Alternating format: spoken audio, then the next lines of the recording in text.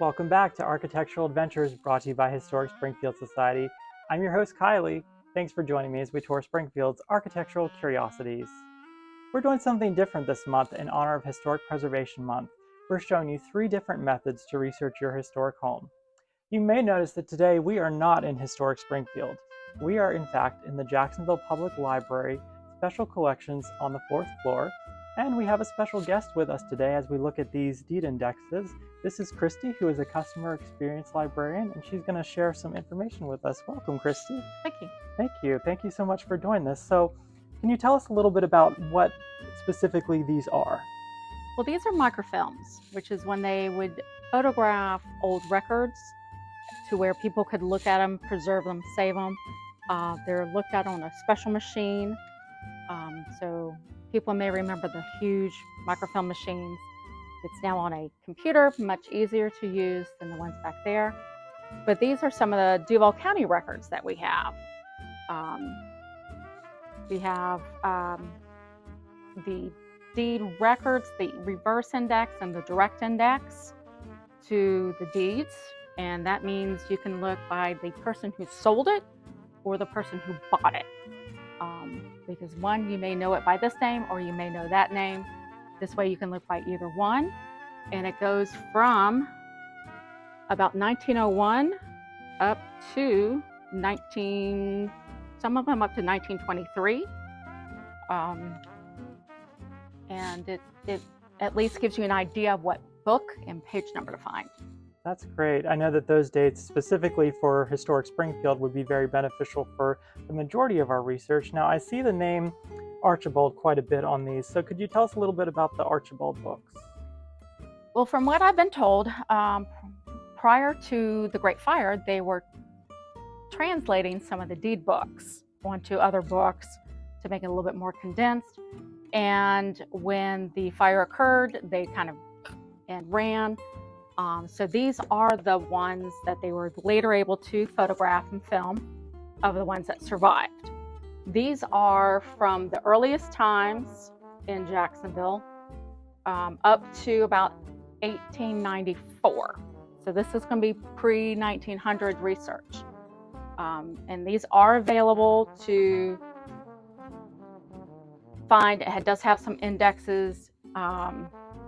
So you can see who sold to what and what the description of the property was. And so it's very interesting because it is 1800 information.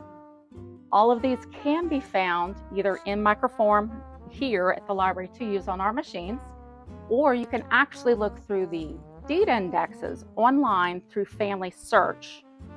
You just create a free account, you can search, you can find what you need. They also have the Archibald abstracts online through Family Search.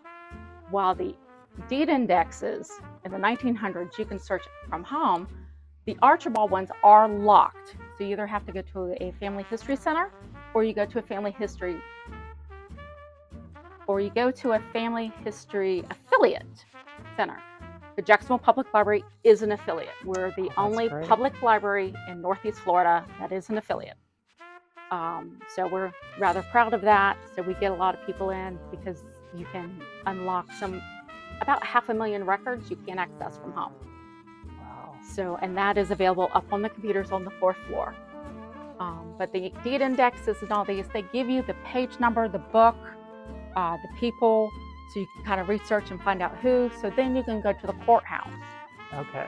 And once you go to the courthouse, you say, I would like to see the deed from Book A, page so-and-so. And that way they can find it, they can make a copy, perhaps bring the book out so you can see it. Because otherwise, they don't know what book or page number to find. And from my experience of doing research at the courthouse, it's not the most organized setup either. So trying to peruse it yourself, it can be a little dicey. It's a bit of a maze. It can be, because back then this record was created this day, this record was created this day. So it wasn't done in alphabetical order. That's why they had to have indexes. So knowing the page number and all that, they can't say, hey, I would like to look up the last name of Baker. They can't do that. They need the index so they can find the book, the page, etc. Yes, it was definitely a pre-PC search world. Definitely. And those books are often quite large and cumbersome, like the sandbar maps y'all have seen, and other resources that are available.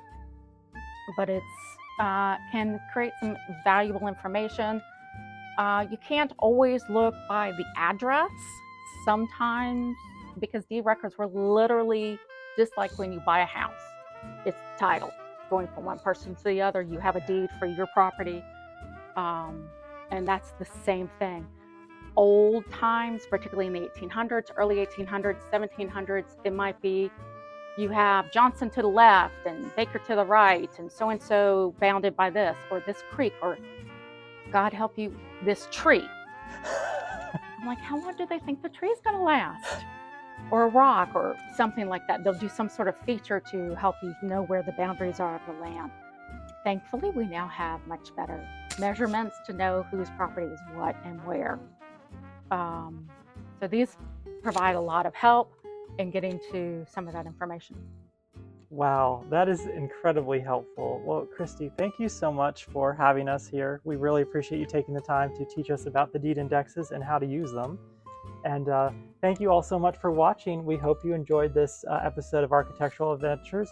Again, thank you so much to the Jacksonville Public Library and Special Collections for hosting Historic Springfield Society today. We hope that you learned something and enjoyed it as much as we did. We'll see you next time.